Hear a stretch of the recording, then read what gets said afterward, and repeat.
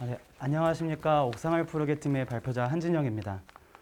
최근 들어 환경에 대한 관심이 이제 부쩍 늘어나고 있는데요. 저희도 그거에 맞춰서 이제 어떻게 하면 친환경적인 도시 정책을 수립할 수 있을까 좀 고민을 했습니다. 그래서 도시재생과 옥상 녹화라는 키워드로 분석을 수행해 봤습니다. 그래서 이 분석이 서울을 푸르게 하는데 조금이나마 도움이 되기를 바라며 발표를 시작하도록 하겠습니다. 발표는 개요, 과정, 결과, 활용 방안 순서대로 이제 진행됩니다.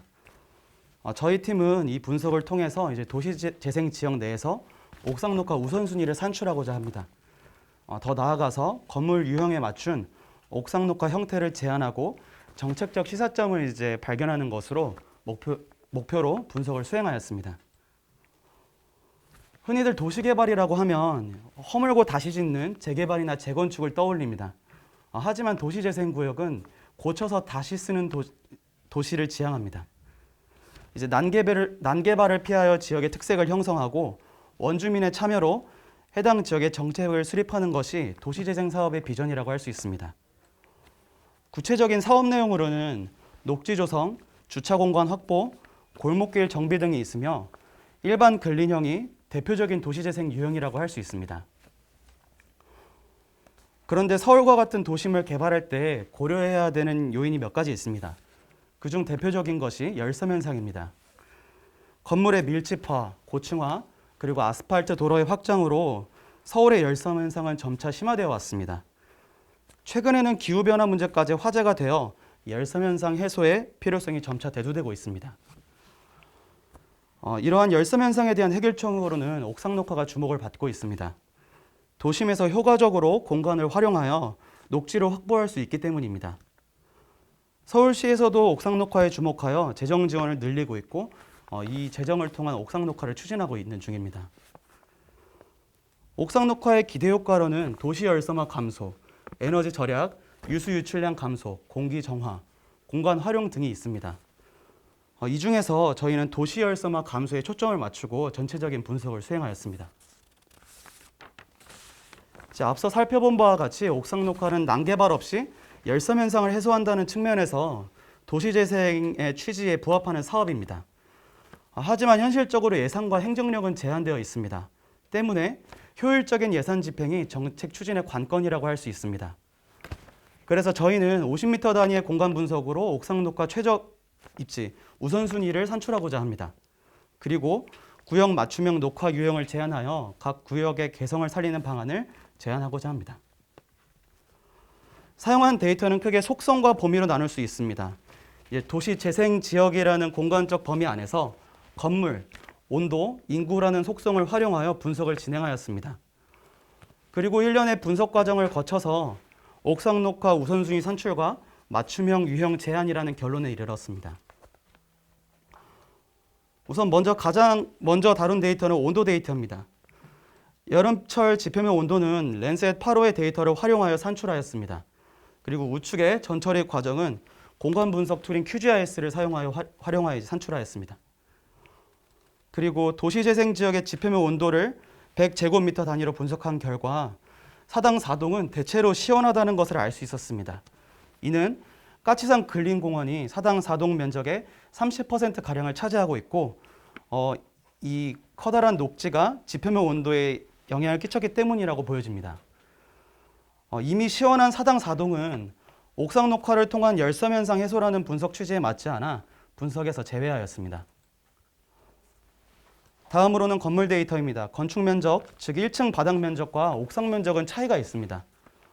건물별로 옥상 구조의 특이성이 있고 설비 설치 등으로 인해서 면적이 감소하기 때문인데요. 저희는 선행 연구를 바탕으로 건축 면적의 가중치를 설정하였고 이를 토대로 옥상 면적을 산출하였습니다. 그리고 건물을 분류하였는데 일반 근린형 지역의 건물 중에서 30제곱미터 이하이고 슬레이트 지붕이 아닌 건물, 그리고 기존의 옥상 녹화가 30제곱미터 이하이고 슬레이트 지붕인 건물은 분석에서 제외했고, 그리고 옥상 녹화된 건물도 분석에서 제외를 했습니다. 왜냐하면 이제 서울시에서 발표한 옥상 녹화 지원안에 따랐을 때 30제곱미터 이상인 건물에 대해서만 옥상 녹화를 지원하고 있습니다. 그리고 환경부에서 슬레이트 지붕 철거 사업을 진행하고 있기 때문에 이와 같은 기준을 설정하게 되었습니다. 옥상 녹화가 열섬 현상 해소의 효과적인 주된 이유는 지표면에 닿는 태양 복사량을 감소시키기 때문입니다. 그런데 일사량이 낮은 건물일수록 옥상 녹화로 인한 열섬 현상 해소 효과는 감소하게 됩니다. 이는 해당 건물의 옥상 녹화 필요성이 감소한다는 것을 의미합니다. 그래서 건물 면적별로 일사량을 평준화하여 동일한 옥상 녹화의 필요성을 부여하였습니다. 이제 마지막으로 인구 데이터입니다. KT에서 제공하는 50m 간격 유동인구 데이터를 활용하였습니다. 시기적으로는 여름철 주중, 낮 시간대 구역별 유동인구를 집계하였습니다. 이제 점 좌표로부터 50m 내 건물 면적, 옥상 면적을 합산하였고 향후 AHP 분석을 위해서 인구수와 면적을 0부터 10까지로 표준화하였습니다. 그리고 좌표 데이터에 지표면 온도를 결합하여 그 속성값을 1부터 10으로 표준화하였습니다. 이 같은 과정을 통해 50m 좌표 데이터가 인구, 건물, 온도라는 속성을 가지도록 가공하였습니다. 이러한 속성 변수의 가중치를 설정하기 위해서 전국 도시재생지역센터 담당자 및 서울대 도시공학 교수를 대상으로 설문을 진행하였습니다. 해당 설문은 일관성 지수 0.1 이하의 유의미한 설문임을 알 수 있었습니다. AHP 기법을 통해 변수별 가중치를 산출한 결과 옥상 면적, 지표면 온도, 유동인구 순으로 중요도가 정해졌고 이에 따라 구역별 점수를 산출하였습니다. 그 결과 성내 이동, 구로 이동이 높은 점수를 받은 것을 발견할 수 있었습니다. 평균 점수는 각각 4.85, 4.74를 기록했고 전체 면적 대비 옥상 녹화 가능 비율은 27.1%, 23.2%로 나타났습니다. AHP 기법을 사용하여 도시재생 지역별로 또 50m 구역별로 점수에 따라 우선순위를 산출할 수 있었습니다. 네, 옥상 녹화 유형은 크게 건물의 구조와 용도에 따라서 분류가 가능합니다. 건물의 구조는 경사형이냐, 평탄형이냐, 또 용도는 주택이냐, 다중이용시설이냐에 따라서 분류가 가능하다는 건데요.